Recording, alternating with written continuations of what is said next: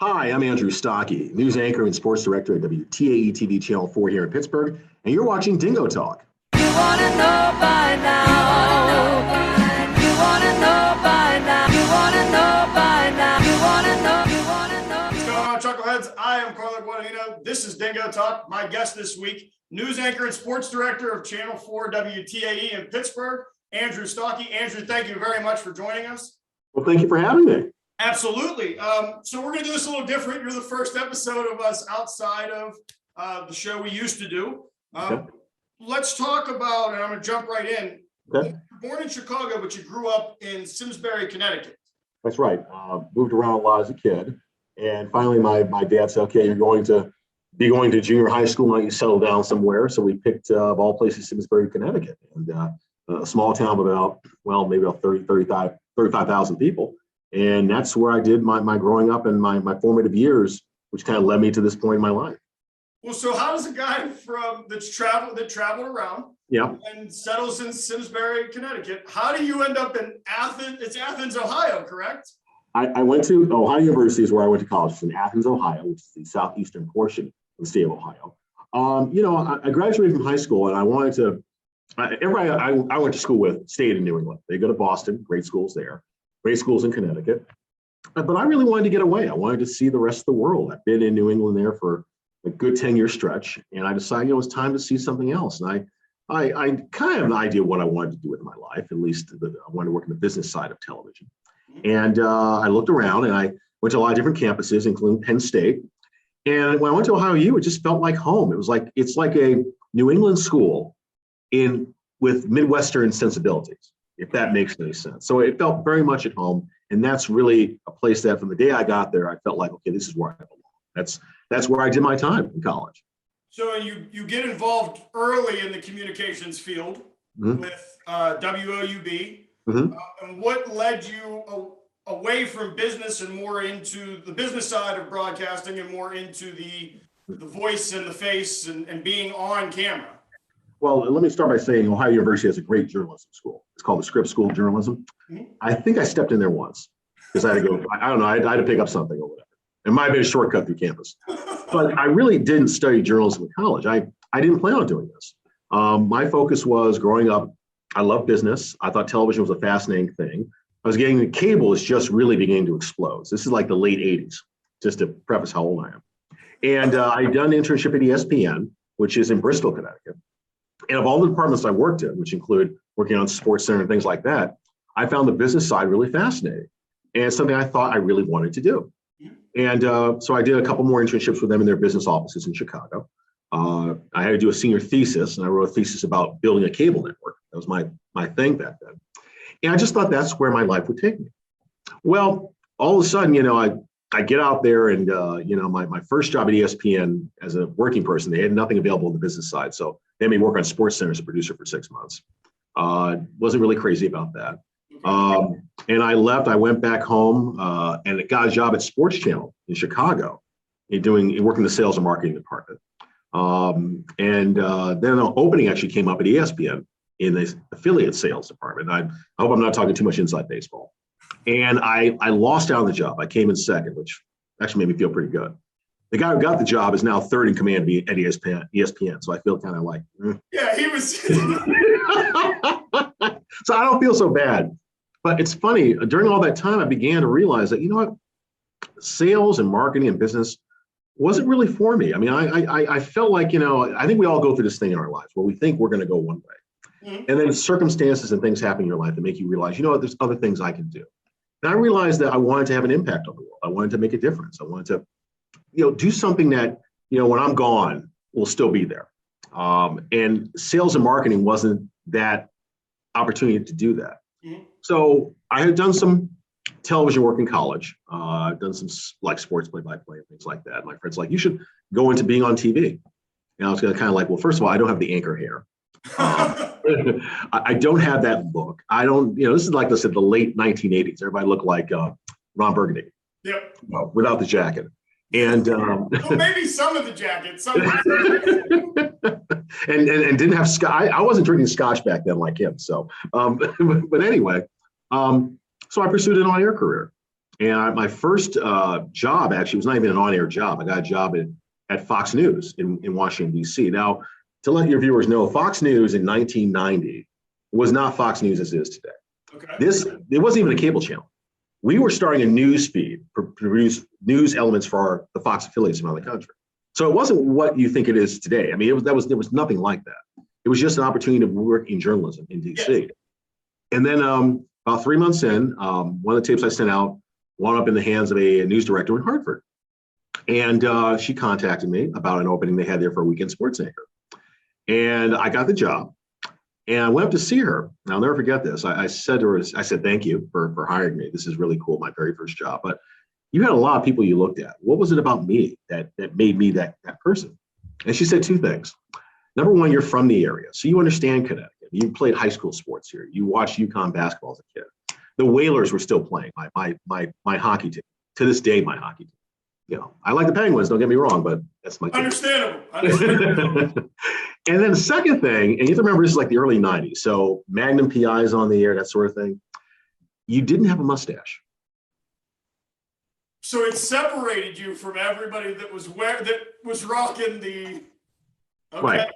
Right. And to this day, that's why I don't have any facial hair. I just, well, number one, I can't grow it, and number two, I just don't have the mustache look. So that was my foray into TV news. So it started in Hartford, Connecticut, of all places, where I grew up. You know, just outside. Simsbury is like about 30 minutes outside of Hartford. So that was my first foray into being a broadcast journalist covering weekend sports at the Fox station in Hartford. So I got to backtrack a little bit. I want to ask you. Sure, of course. You interned at ESPN. Right. If you're interning for SportsCenter during that time, that is the beginning of SportsCenter, correct? It's like the birth of where it's all. Well, actually, it's been around about 10 years. SportsCenter, ESPN began in 1980. Okay. So by 1990, it was the station, the network. I mean, CNN did a sports show every night. That was pretty cool back then. But ESPN was the place. So I worked with Chris Berman and Bob Lee when he was still doing SportsCenter. In fact, the time I was there, so this is before Keith Olbermann had gotten there. Chris Fowler was doing the 2:30 SportsCenter. He was a new guy, so I was working with him. Let's see who else. There's some other guys. Andrea Kramer. I mean, a lot of these are their names in the past, but that was ESPN at that time, and it was the place for sports. And you just lived and breathed it. And I was an associate producer, so what I would do, and I wanted to do this because I was the time from that area and was kind of getting into hockey. I did all the hockey highlights back then. So literally, I'm in there directing the editor to cut hockey highlights. I'm writing a shot sheet. I'm giving it to the anchor. I worked on a couple, doing like the opens for the shows and things like that. It was cool because at that time, I know viewers will have a hard time believing this now. Your viewers will. Back then, local news, they did 6 and 11 o'clock news, and that's it. Yeah. There were 3 sports centers. That was it. ESPN had just launched ESPN2.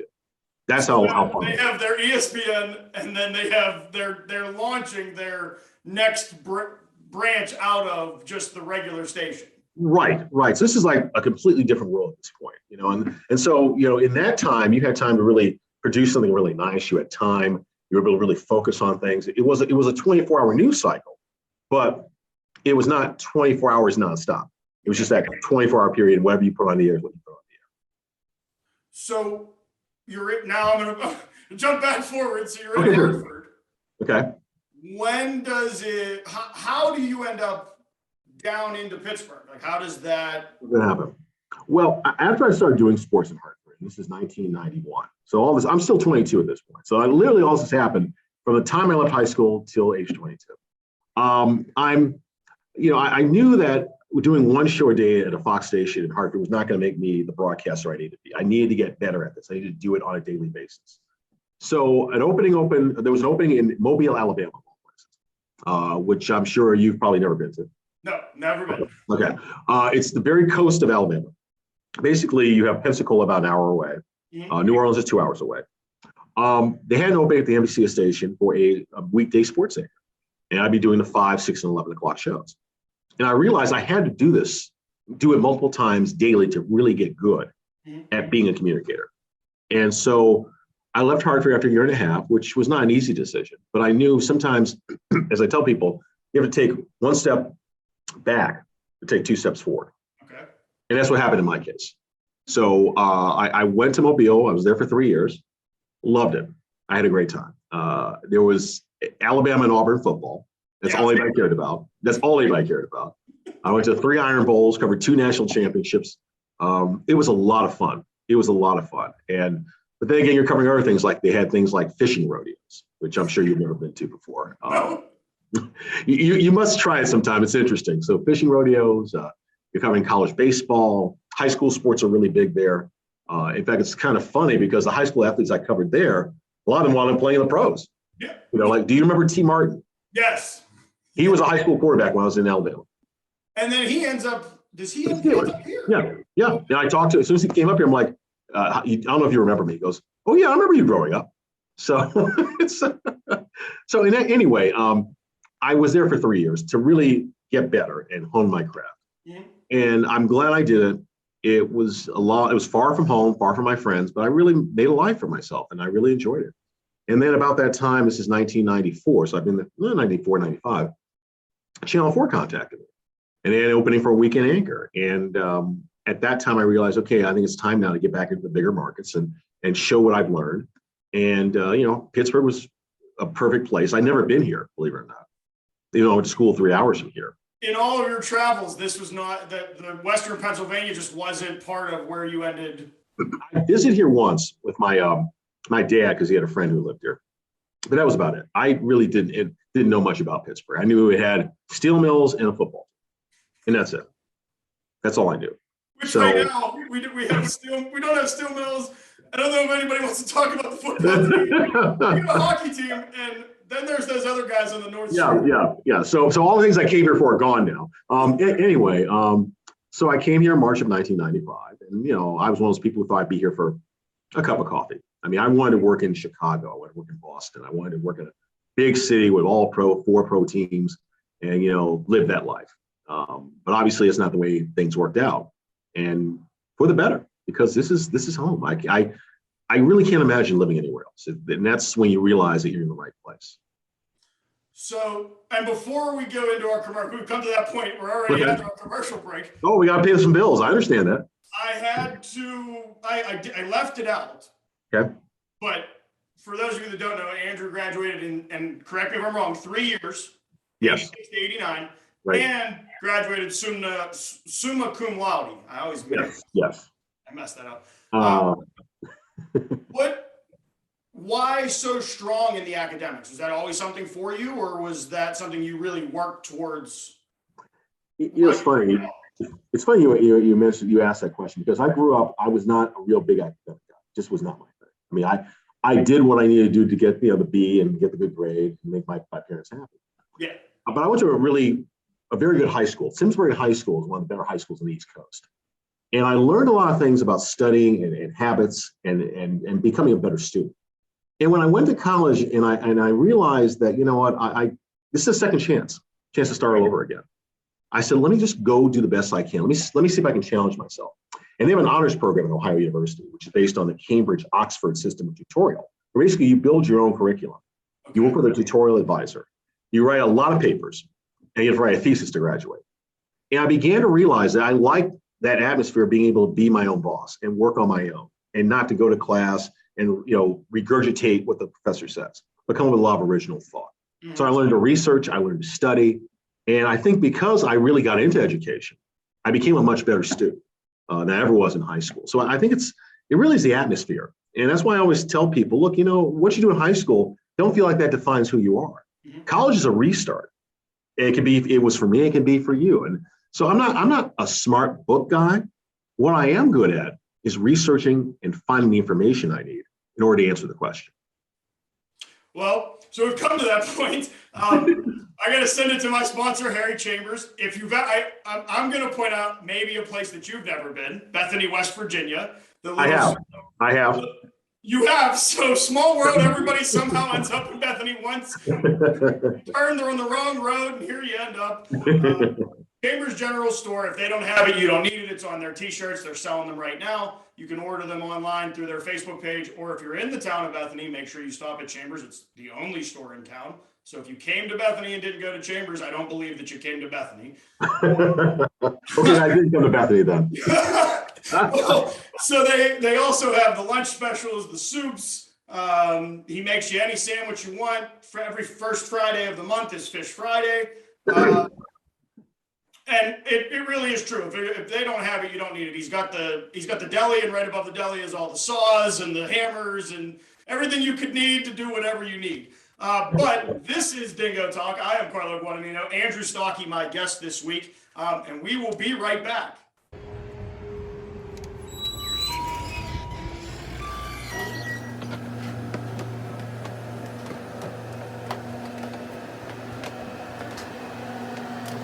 While you're in Bethany, make sure you stop in the store for a daily lunch special, breakfast sandwiches all day. Try out the biscuits and gravy, guaranteed it'll fill you up.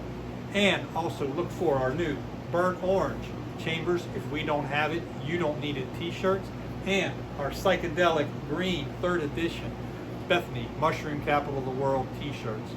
Now back to you, Dingo. What's going on, Chuckleheads? I am Carlo Guadagnino. This is Dingo Talk. My guest, the anchor and sports director of Channel 4 WTAE in Pittsburgh, Andrew Stockey. Andrew, again, thank you for being with us. Well, thank you for having me. So we left off, you had just got to Pittsburgh. You were on the weekend anchor shift. Mm-hmm.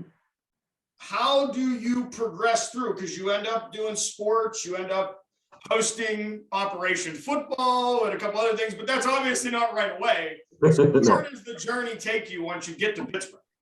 Well, when I got here, Channel 4 is a very established station here. The personalities are very established. I mean, when I was here, Sally Wiggin obviously had been established for a long time. Let me see, Bill Hillgrove was just winding down doing like everyday sportscasts. In fact, the staff we had when I got here was Myron Cope had just finished doing his commentaries. Bill Hillgrove went from being the weekday guy to doing Steeler reports for us. We had a couple other guys. We had a couple producers, and I was the new guy, myself, and then Albie Oxenrider was here too at the time. And it's just kind of one of those things where, you know, I was happy to be here, and I'm going to learn as much as I can. And I like doing weekends, and I love during the week going down and, you know, I'm at the ball game live at 6 and then doing a report for 11 o'clock. But over time, we had people who moved on, who retired, who went on to other things. And I think just kind of like, you know, 2 or 3 years in, it's like, you know, you're the last guy here. You want to be the sports director. So I said yes. So, you know, between about 96, 97, 98 is when the transition occurred. It was just kind of one of those things. Well, you know, TV stations go through personnel changes. People move on, they retire, whatever. And I just happened to be that person who was here. And obviously, the work I'd done was impressive enough that I became the lead sports anchor, which in a town like this is not easy. I mean, I was 27 when I first got here, so I'm like 28, 29. And this is a town where, at least in the late 90s, there weren't a lot of young people. It was basically established, older people who had a track record. So I had a lot to prove and a lot to show people that, you know, I can do this. The biggest advantage I had was the fact that I was as old as many of the athletes I covered, so I could talk to them in a way that perhaps other people couldn't. Yeah, I mean, you know, it was fun. I made some really great relationships, which last to this day. I mean, a lot of guys who played on the Steelers in the 90s are still friends to this day. Guys like, I remember Steve Avery, who's a fullback. We became friends. Eric Ravati, I got to know his family very well. Just recently, I saw Greg Lloyd and Carnell Lake, and we were able to talk about our interaction during the days. And that's kind of the fun part. I was young enough to understand them. And I was also young enough where I looked like an athlete. Young enough. I mean, I remember the time I actually walked to the Steeler offices and I walked to the desk to pick up something, and the woman just said, "The meetings are to the right." And I started going down that hallway. She's like, "Wait a minute." I guess she thought I was a player. Are you on our team? Did we sign you? Hold on.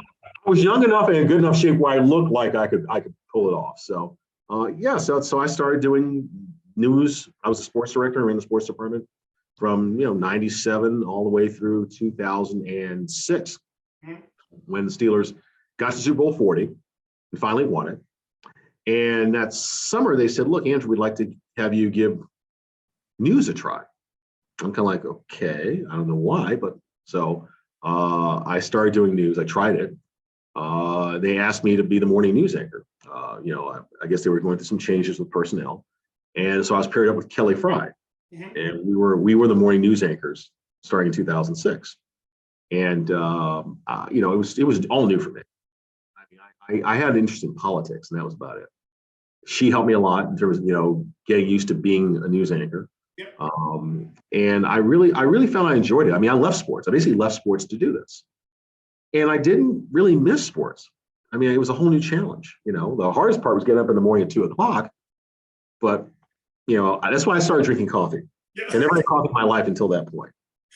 The 2 o'clock wake up was the breaking point. I needed Yes. coffee to get me going. Well, also, I was a new guy on the morning show. So the new guy makes coffee for everybody. So this is pre-Keurig day, before the Keurig was invented. Which makes it very easy now. You just pop that thing in. It's like the Post-it note. Why didn't I come up with that? So I did morning news for a couple of years, 3 years, and then they asked me to move to the evenings. So I anchored the 5, 6, and 11 o'clock news from, I think it was like 08 to 2011, which I really enjoyed. You know, it was, I have to admit, it was a little overwhelming because, you know, I was being asked to do something. I'm like, wait a minute, me, you know? But I've always had a strong work ethic. You know, I always feel, even if you don't know enough, and you're not as experienced, if you work hard enough, you can be anything and do anything you want to do. So that's what kind of opened up that world for me. And I did news for, you know, evening news for 3 years. And about that time, they said, Andrew, we need you back in sports. I'm like, Okay. well, I like this schedule. I like having weekends off. I don't like covering, you know, I had a different life. But there was a feeling like, you know, sports-wise, I could contribute an awful lot too. I still had a lot of contacts, a lot of people that knew me. So the management at the time came up with this idea, which at the time hadn't been tried very much at all. But they're like, look, you're going to be our 5 p.m. news anchor, and you're going to be sports director, and you're going to do sports at 6 and 11 o'clock. And that might sound like, oh, wait a minute, why is the news guy doing sports? But I already had a 10-year track record as a sportscaster. Absolutely. And there were people who still, even though I was in news, thought I was a sports guy. I remember I went to talk to Dan Honorado, who at the time was running for governor of Pennsylvania. And he's like, what are you doing sending the sports guy in here to talk to me? And of course, after our Q&A, he goes, oh, I see. You're not a sports guy anymore. So, but yeah, so we tried something that was different and I think somewhat unique. And the viewers in this town bought into it. And I think one of the reasons they did is because in this city, sports is news. Yes, it is. You know, the Steelers, what they do is news. What the Penguins do is news. So in many ways, it's not that much different. It's still who, what, where, when, and why. And you can still cover a political campaign and a football game and use the same journalistic tools. Mm-hmm. So the last 10 years, and I can't believe it's been 10 years now, I've had this position, you know, which is, it's still unique, I think, in this business. I think what we see a lot of now is young people in news, so in sports, going to news because of the security, because, you know, stations seem to be doing less and less sports. So they're like, here's where the growth area is. I don't know if there's anybody that does what I do, and I'm very fortunate. I'm not bragging, but I'm saying if not for the management here, and this is multiple management groups at Channel 4 over time believing in this concept, this wouldn't have happened. And so it's a challenge. It's definitely time consuming, but it's also one of the most amazing things and one of the most energetic things I've ever done. And I know that, you know, if they didn't think I could do it, I wouldn't be doing it. So with there being 3 stations in the city of Pittsburgh, so you have channel 2, channel 4, and channel 11. Yes. Is there a healthy rivalry between the sports guys? So like you, Bob, Albie, John Fedko at the time, is there a little healthy, like, I want to have more people watch me than you, or is there more of a, hey, I caught your show, or I caught you? Is that more how it goes, or is there that competitiveness? Well, I mean, we're all in it to win. I mean, we want to be number one. That's why we do it. It's part of the reason why we do it. But Bob, I've known Bob for 20 plus years. Great guy. His wife, his kids, they're wonderful people. Albie and I have been the best of friends for even dating back to when he worked here. You know, I want the best for my colleagues and the people I compete against, but I want to win. I mean, everybody wants the scoop. Everybody wants to be number one. We want to have the exclusive. Yeah. That's just the nature of what we do. But all of us, and it's not just sports, but it's really throughout the Pittsburgh television market, we all get along great. You know I see Lisa Sylvester from Channel 11 at events all the time. It's like, I'm so happy to see you. Give me a hug. Let's take a picture. We're friends. Yeah, and I like that, you know. But at the same time, yes, we want to win. So you can have a rivalry and still have a friendship. this business. So we covered your ascension to anchor and still direct a sports director and still doing the sports. And now you're the anchor at 5 p.m., 6 p.m. and 11, you're the sports. Wait, I forgot to say, okay. So no, actually we have a 4 o'clock news now. Okay. So I anchor the 4, I anchor the 5. I do sports at 6 and 11 o'clock. Now I understand the time consuming is now. Yeah. It's a long day. And then if you throw in a Monday or I'm guessing Thursday night football and Sunday night football, you are the co-host of the Black and Gold Primetime. Mm-hmm. And you also do Operation Football. So Friday has to be a long day for you. Friday it really isn't. I mean, unlike covering like a primetime game, we're doing Steelers Black and Gold Primetime. Mm-hmm. You know, you're on the air at 4 o'clock, do this long game, and then you go on the air late anyway. So it winds up being a long day. But high school football is pretty simple. I mean, actually, it's the one day I get to like sleep in, you know, because I get here at 2 o'clock. You know, we've already planned out our coverage. Guy Junker's live at our game of the week. If I can get out to a game for a half, I will. It's very hard to, as you can imagine.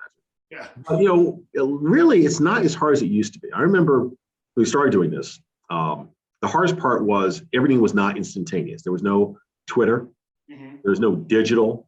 I mean, I can literally sit at my desk and follow all these games and get the latest information on Twitter and on social media. I couldn't do that back then. I mean, back then we had to call the individual schools for scores if we didn't have them already. Now you can imagine if it's like 11:05, you cut highlights from a game that you were there for maybe a half, and you don't have the final score. And it gets interesting. I would imagine there's a time crunch, like, all right, somebody got to answer this phone. Please. Yeah, right. But now, I mean, I don't have stadium press box phones anymore. I mean, everything is on social media. Everything is on digital. So you know what's going on. Now our challenge is when we do high school football on Friday nights, chances are you probably know the scores. Even if you don't, we have them anyway. But it's telling the stories of the games. It's seeing the video of the big plays. It's putting everything in context. So that's the challenge now, because when you tune in the news at 11 o'clock, well, let's talk, just say sports. You pretty much know what the big stories of the day are. The question is, how do I spin it? How do I take it to a different direction? What do I bring in that's new? That's why you can't run the same thing at 11 o'clock you ran at 6. Yeah. You try to find something different to get the viewers engaged and involved. So being the guy that has covered the high school sports, I guess this is a two-parter. One, okay. What has social media, and I guess more as a broadcaster, not just the high school sports, social media, what has it done to the industry? Has it made it easier? Has it made it harder because there's so much information available right away? Does that make it harder to keep up, or does it make it easier because you might catch something on social media and then want to go look into that specific thing and see what you can find out? Are we talking about high school sports or just in general? Just in general. Well, social media, everything is immediate. That's the challenge. I mean, if you have your phone, you already know what's going on. Mm-hmm. You do. I mean, let's be honest about it.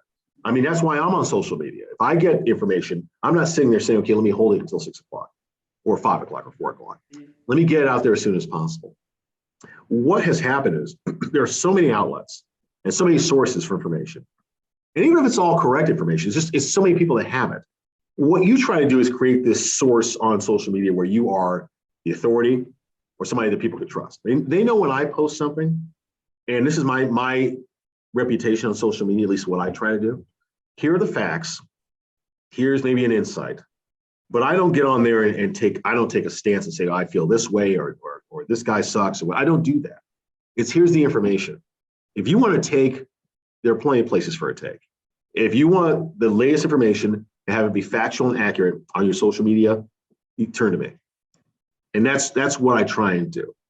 So as for how it's changed what I do, like on air, I know people have already seen the story.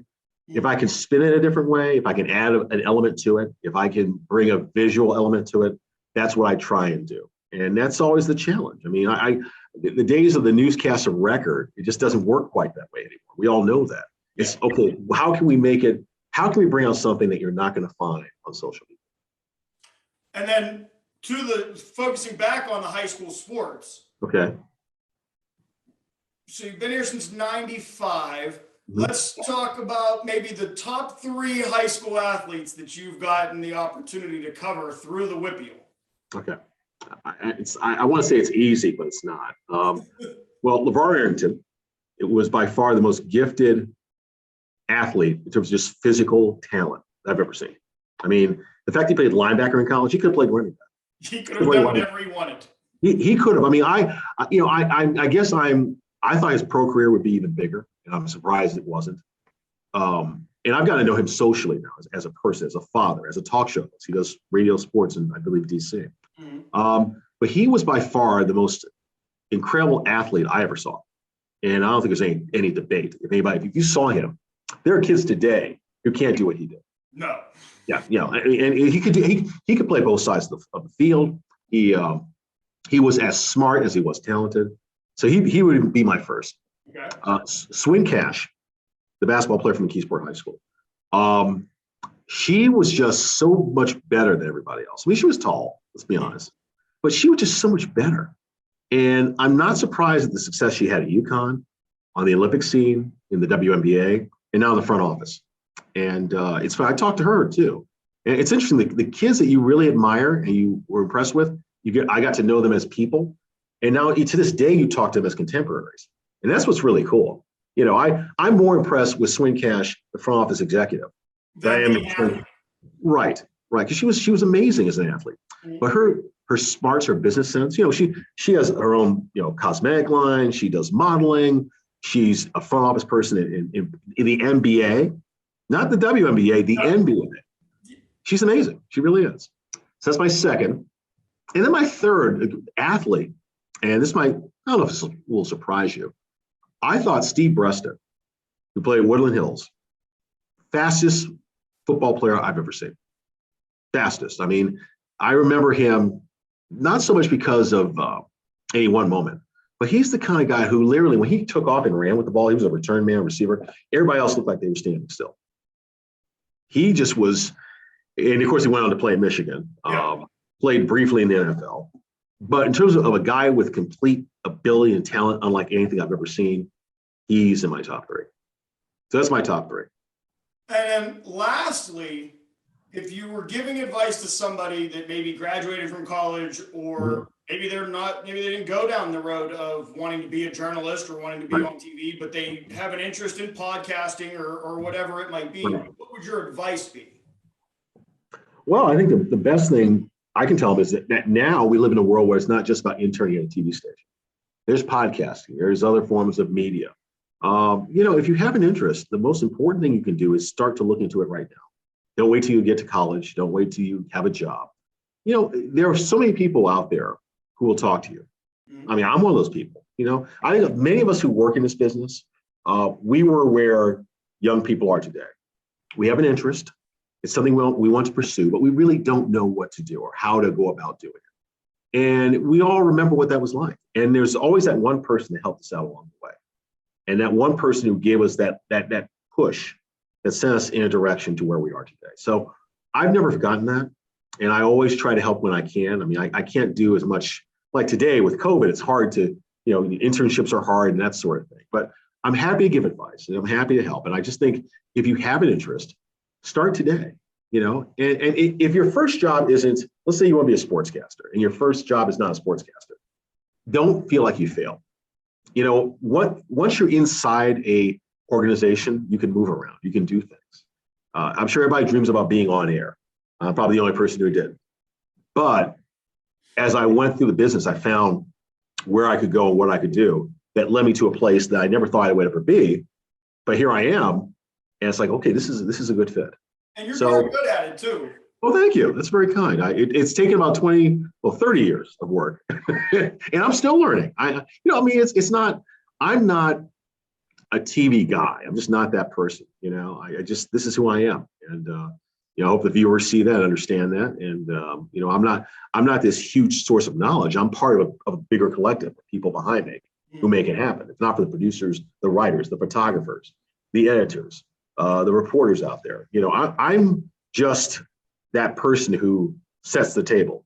They're the ones who tell the stories.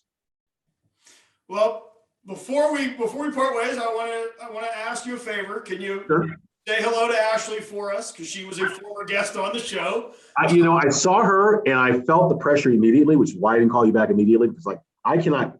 She's head and shoulders above me. She's one of the more impressive people I know, and she has a great smile, great ability, great talent.